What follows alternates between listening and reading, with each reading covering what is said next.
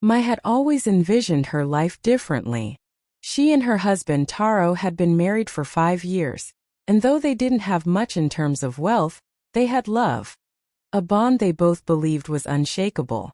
Taro was kind and hardworking, a man who provided for their small family. Mai loved him deeply, and they shared dreams of one day starting a family, building a future, and growing old together. But life rarely unfolds the way we imagine. It started with a simple cough. Taro dismissed it at first, thinking it was just a cold. But weeks passed and the cough grew worse, and soon he found himself bedridden, his strength waning. Doctors delivered the devastating news. Taro had a severe illness, and his chances of recovery depended on expensive treatment. Treatment they couldn't afford. Unable to work, Taro stayed home, his once vibrant energy drained. Mai, who had never been the breadwinner, was now faced with a harsh reality. She needed to find a way to support them both. The medical bills were piling up, and Taro's condition wasn't improving. Despite her own fears, Mai knew she couldn't afford to be weak. She had to find a job no matter what it took. After searching tirelessly, Mai finally landed a position as a secretary at a large corporation. The company was owned by a man named Mr. Sato, a successful and powerful executive in his mid-30s. He was known for his sharp business acumen and cold demeanor.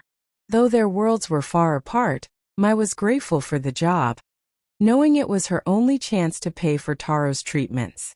At first, Mai kept her distance from Mr. Sato, doing her job diligently and avoiding any unnecessary interaction.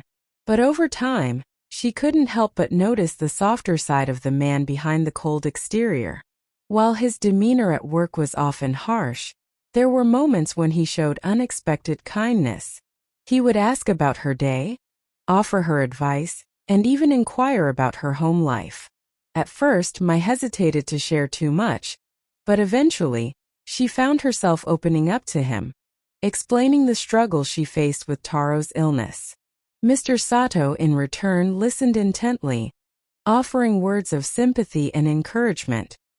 He even extended his help, arranging for Mai to take time off when needed to care for Taro and quietly ensuring her workload was manageable.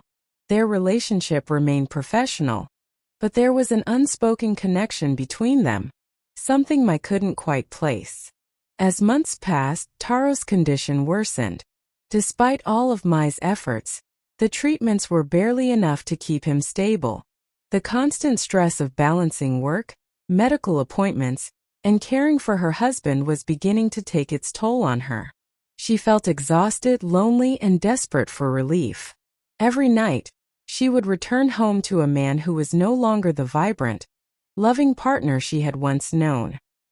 He was slipping away, and no matter how much she tried, she couldn't pull him back. At work, Mr. Sato became her refuge.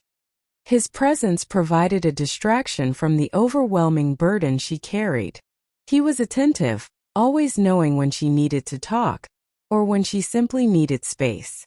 Slowly, without realizing it, Mai began to look forward to seeing him. He became more than just her boss. He was a confidant, someone who made her feel understood in ways Taro no longer could. One evening, after a particularly long day at work, Mr. Sato asked Mai to stay behind for a meeting. They sat in his office discussing business as usual, but the conversation soon turned personal. He asked her how she was holding up, and before she knew it, Mai was spilling her heart out, her frustrations, her fears, her guilt over not being able to save Taro. In that moment, something shifted between them. Mr. Sato reached out, gently placing his hand on hers. "You don't have to do this alone, Mai," he said softly, his eyes locking with hers.